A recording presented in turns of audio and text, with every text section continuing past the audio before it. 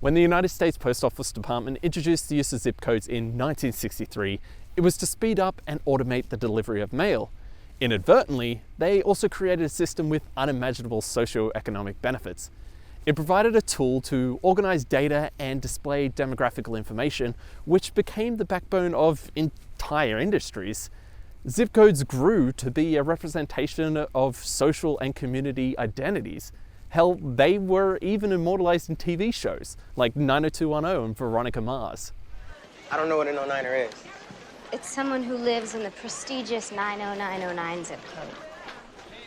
All over the States, people have become aware of their zip code as they have become synonymous with the location that they represent. If you live here in Chicago, you would be familiar with the number 606. Officially, these 3 digits are a zip code prefix, and it was assigned to Chicago in 1963 as part of the post office's Zone Improvement Plan. If you had to send residential mail to Chicago, you would be using 606, as it was at the start of every zip code in the city. As zip codes grew in popularity over time, so did the 606 prefix in Chicago. Today, you'll find the number adopted in business names, on products, souvenirs, and tourism apparel. There is even a 606 park and people with tattoos. Today, it is widely used by the community as a number that represents our city. However, 606 no longer represents the whole city of Chicago. During the 1990s, there was a revolt against our city's zip code, which resulted in us now having 3 different variations. To understand how this happened, you have to know the history of the zip code. The use of a zip code system dates back to 1943, when the Post Office Department issued zoning numbers to large cities across the country. At that time, sorting was done by hand, a job that usually needed 3 years of training and required sorting more than 16 pieces of mail a minute. It was quite the operation, with about 1,000 people in Chicago employed to handle more than 3 million pieces of mail a day. Faced with an increasing volume of mail to deliver and a lack of skilled manpower due to the war, a relatively simple 1 or 2 number zoning system was devised to aid in the sorting of mail. Chicago was divided into 50 zones. When addressing mail, you would have to include the zone number after the city. For example, Logan Square was 47, so the address would read, Chicago, Aussie, 2021 West Fullerton Avenue, Chicago 47, Illinois. Philadelphia Postal Inspector Robert Moon saw the value in the new sorting code, and he devised a national 3-digit system. He proposed it to management, but there was little interest. Not to be deterred, he continued to push his plan until it piqued the interest of Postmaster General Edward Day. It took 20 years, from the conception of Moon's idea to the implementation of the Zone Improvement Plan.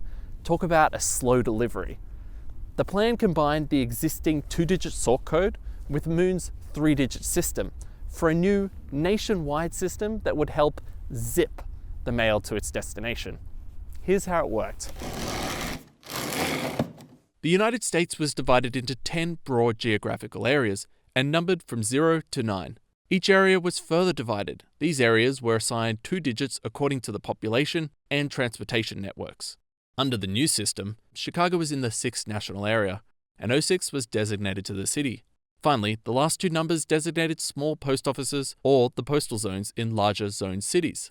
For Chicago, most of the old zone numbers stayed the same for these last 2 digits. If you were sending a letter to Pilsen, you would use 60608 rather than previously writing Chicago 08. Of course, to us, this is familiar as it's the system we use today, bar some additional improvements and digits that were added along the way. Yet our comprehension of the system wasn't accomplished overnight.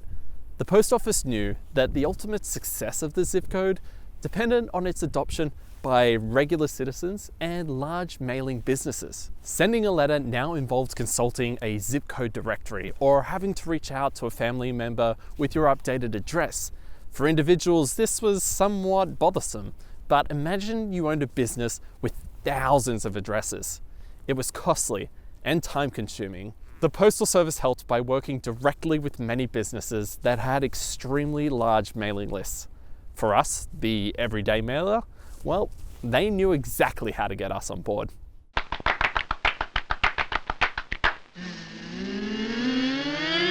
Well, hello, my friend, how do you do? We hope you have a moment or two. There's been a mail explosion! What is the zip code? A postal quirk? What does it do? How does it work? I have looked into this problem and I'm telling you boys, you're angry and you have a right to be.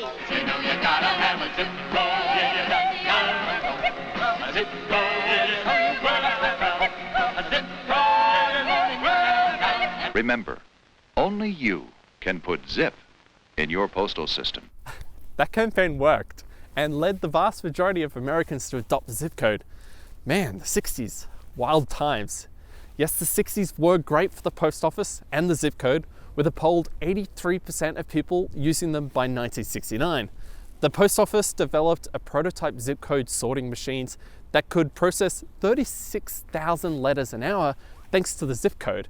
And the plan was an overall success because it worked. And it worked efficiently.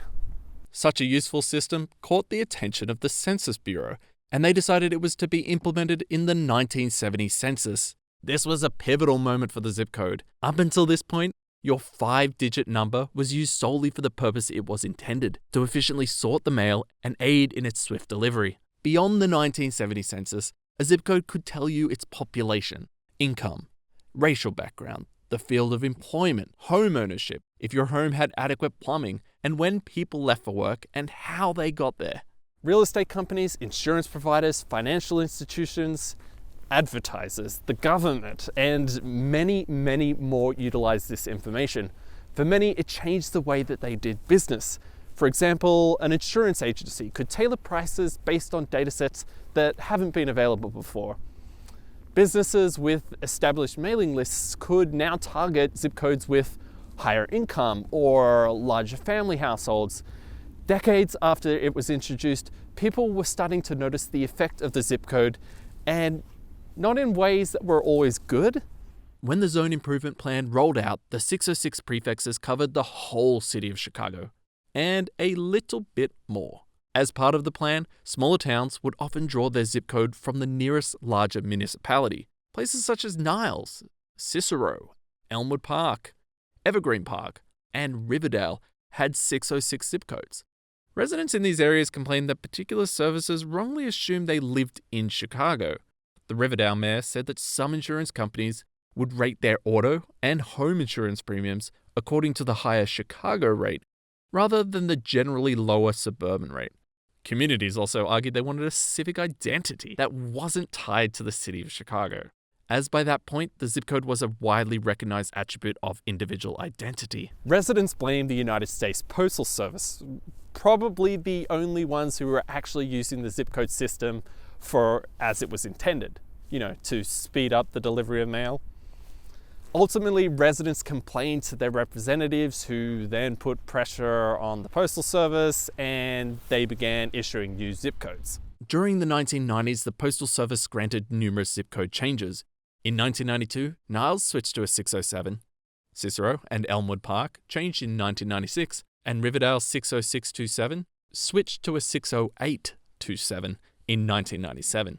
Today, there are still places outside the city that have the 606 zip code, but more interestingly, there are now places inside Chicago that don't, such as here in Galewood, and additionally Montclair to the north. Originally, they were part of the 60635 Elmwood Park zip code, but when that changed in 1997, these areas were included. And if you go to the very south end of Chicago, there is also a small area of Riverdale's 60827 that is inside the city of Chicago. By my estimates, there are around 33,000 people, or only 0.12% of the city's population, who live in Chicago and don't have a 606 zip code. Does this have any benefits? Are you better off living in the city of Chicago without a 606 zip code? I believe so, but not by much. I compared car insurance rates at 2 different addresses, both inside the city and within a block of each other. The only difference being the zip code. Multiple providers return cheaper rates for residents without the 606 zip code, on average saving you around $100 a year. While numerous variables do go into insurance quotes, it seems that zip codes still play their part. Small monetary benefits aside, you still have bragging rights as being a Chicago zip code oddity if you live in the city and don't have the 606 prefix. Don't forget to like this video and share it with your Chicago friends. Also, comment below your zip code or perhaps the sort code you remember growing up, and let's see which neighborhoods are represented. I'll see you in the next video.